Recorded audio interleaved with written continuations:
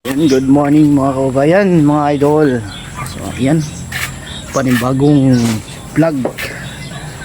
Kasi bagong araw na naman marating sa ating buhay. So ngayong araw na ito mga idol is kagabi po babad tayo ng labahin. Kasi may viewers tayo na nagsuggest sa atin na mas maganda na ibabad ng buong gabi. At pagkatapos pagka inumagahan saka pa natin kusutin. So tinatry ko kanyang opinion kung maganda ba. So mamayang maya ng konti ay kusutin na natin to. Yan. Yung mga kasama natin nagsibak na rin ng kahoy para may maano tayo, may sa Biskaya pa may sugno. Unti-unti na namin tinatanggal yung mga kahoy mga kababayan, mga idol, dito para maging malinis na po yung iba. Hindi naman siya magagamit yung iba dito para maging patungan, kaya sagabal siya, kaya tinanggal na lang namin dito. So, ito na po yung kanyang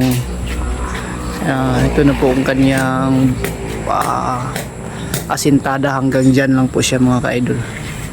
Yung sa kabila, yung nakikita nyo yung banda doon, ayun na lang yung may nakapatong na isang hollow block. Ayan na. So papunta doon sa paikot. Nandito rin sa kabila ay kahapon yung inaasintadahan namin, pagkatapos pinalitidahan namin agad, you know. So dito rin sa kabila naabutan kami ng ulan. Ganyan yung natirang update kahapon na hindi natin na videohan pagkatapos. Yan. So yan, thank you sa inyong lahat at magandang umaga. Thank you sa lahat po, no, natitirang mga viewers natin, mga solid viewers natin na palaging sumusuporta sa munting channel Bitoy Dilimix Vlog. Thank you sa inyong lahat mga kababayan, mga idol. Dahil po sa inyo patuloy tayo na gumagawa ng video dito patungkol dito sa pagbuo namin ng commercial building. So shout out po sa natututo dahil sa mga itinuturo ko. Thank you sa inyong lahat kung sinusundan nyo yung mga tinuturo ko. Kahit paano makapagbigay tayo ng konting kaalaman sa inyo mga idol. Good morning and amping makanunay. Yan na muna, mag-intro po muna tayo.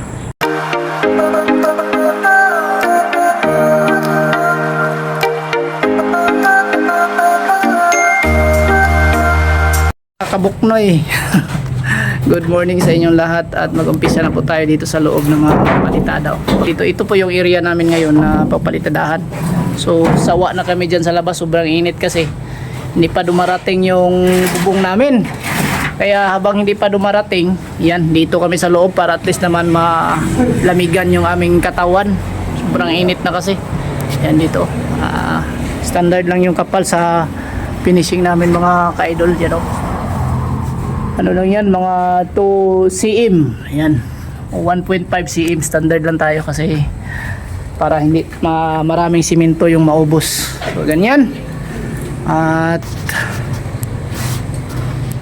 paki-subscribe naman dyan sa ating channel, sa munting channel Bitoy Dilimix Vlog, sa lahat po na hindi pa nakapag-subscribe, no, na palaging nanonood. So thank you sa inyo lahat mga idol. So ito po yung target namin mga idol na matapos ngayong linggo dito sa loob sa finishing. Ayan, bali ito kumbaga 8 wall to siya, 8 walling na finishing. May ano doon sa bandang dulo, may sobra siya na konti pero maliit lang naman yun. Dito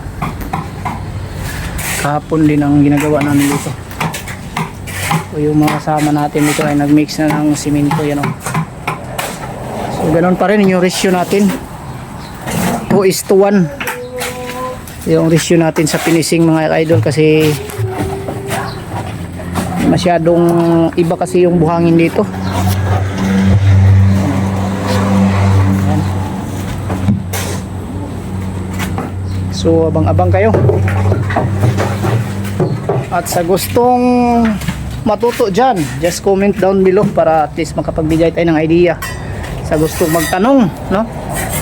Gustong magtanong po tungkol dito sa ating mga trabaho at gustong matuto rin sa ating kaalaman patungkol sa paggawa sa construction or pagtrabaho. Thank you at manood lang kayo mga kaidol. Yan mga kaidol at napinisingan na natin yan pero hindi pa natin yan nahagod. So rubila natin yan bilang kahoy. Kalis o tawag namin dyan is kalis sa Bisaya yung pantay ng simento. So pasensya na kayo na hindi natin na video habang nagpapalitada tayo. Yan na ba abang kayo mga idol?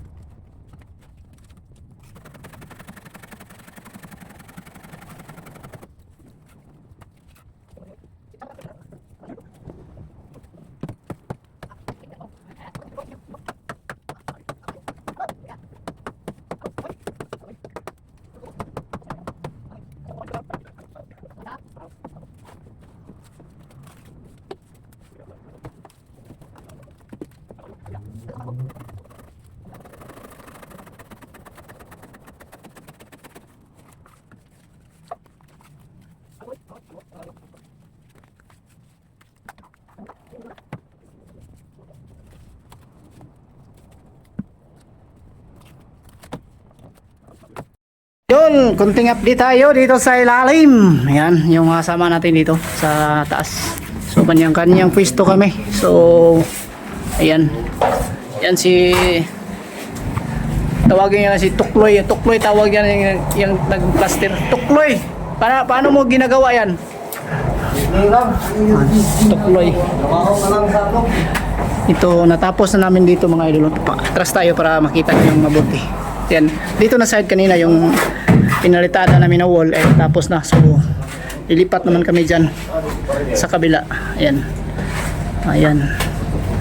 So, dito. Mas mabilis yung trabaho. At dito naman sa labas, yung kasama natin din ay dito siya nagpinising. Samahan natin dito. Nag-mix ng pang finishing. Ayan. Si Pilipi. Dito siya sa taas. Ayan. At sila dito Red at si John Lloyd Cruz ay nag-mix ng simento. Continue tayo dito sa loob.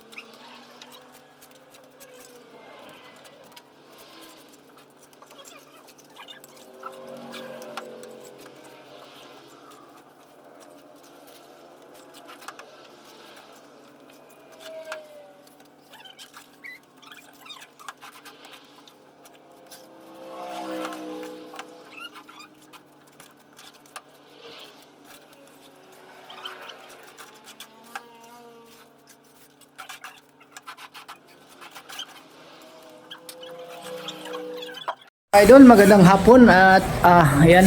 So natapos na rin natin sa wakas yung pagpapalitada dito sa dalawang expa namin mula umaga hanggang naghapon po mga idol. So papakita natin dito. May mga video naman tayo pero yun, ito po yung video natin sa hapon.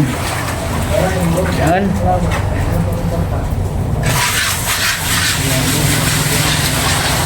Ginawa namin yan kanina. So pahinga muna tayo. Sobrang dumi na ng kamay natin, oh. Dumikit na yung mga simento. Ayan. So dalawang expand. At yung kasama natin, 4 na expand yung natapos. Bilis. Hello. Ayan si Tukloy. Tukloy. Hoy. Ayun, ginawa niya ito at yung isa. So kalahati at itong isang expand yung natapos niya dito. Hindi na masyadong mahina, medyo malakas na rin. Dito rin naman yung isa nating kasama sa labas, si Boss Philip. Yan.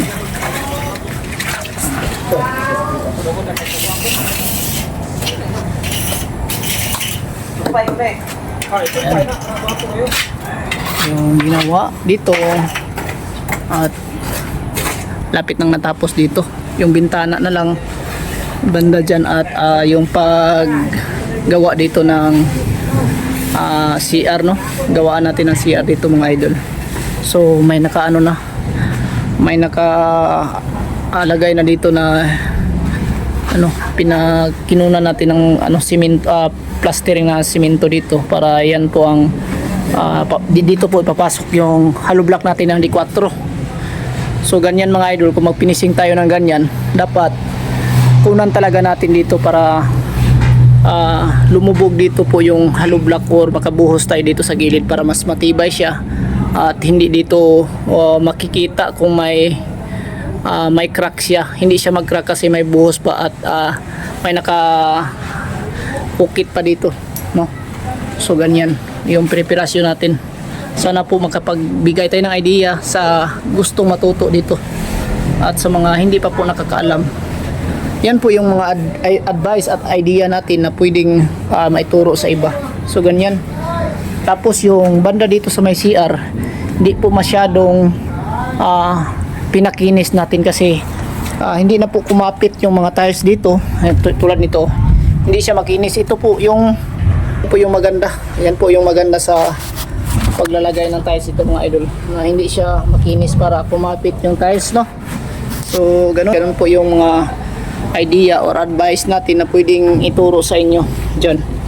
So thank you, sana kapagbigay tayo ng idea. So dito bali finish tayo dito, mula dito sa gilid hanggang dito 120 cm.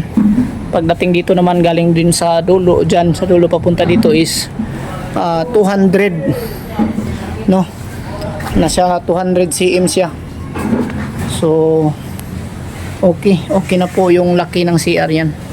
Tapos ang inidoro, may shower. At dito naman ay maglagay tayo ng kitchen dito mga idol. At dito po yung pinto sa gilid dito. Dito po siya nakaharap ng pintuan sa CR papunta doon. Tapos yung kitchen natin punta dito sa dulo.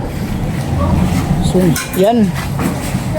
At mag-shout out tayo mga viewers na naman, no, na palaging sumusuporta sa munting channel sa Bitoy Daily Mix Vlog. Ikutin muna natin dito kasi may materialis na dineliver.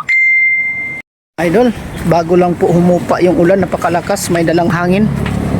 So parang bagyo. Oo, makikita nyo yung ito po ay bago lang dumaan yung ulan na may dalang malakas na hangin.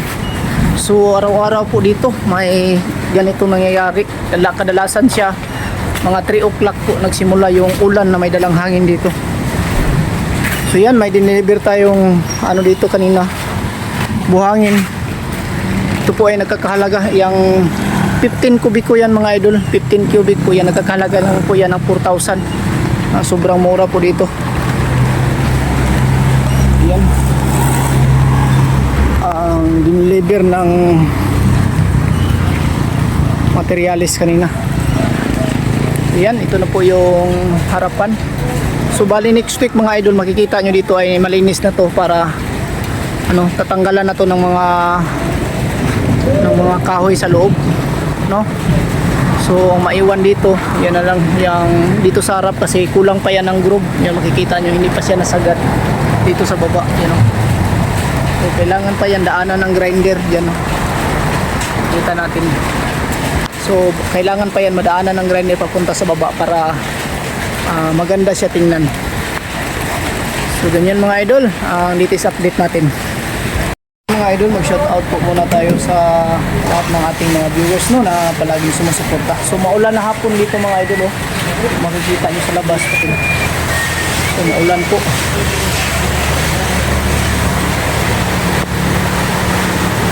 Tapos ng ulan dito. Every afternoon na lang po ang kaganapan sa ulan dito. So yan. So shout out natin si Sonia Biloria from Quezon City. Ayan, shout out sa iyo idol. Ingat ka palagi dyan sa Quezon City idol, no? At kay Chita Castle watching from Kuwait. Ayan, shout out sa taga Kuwait, lalong po kay Chita Castle. Ayan, shout out sa iyo idol. Ingat ka palagi dyan sa Kuwait.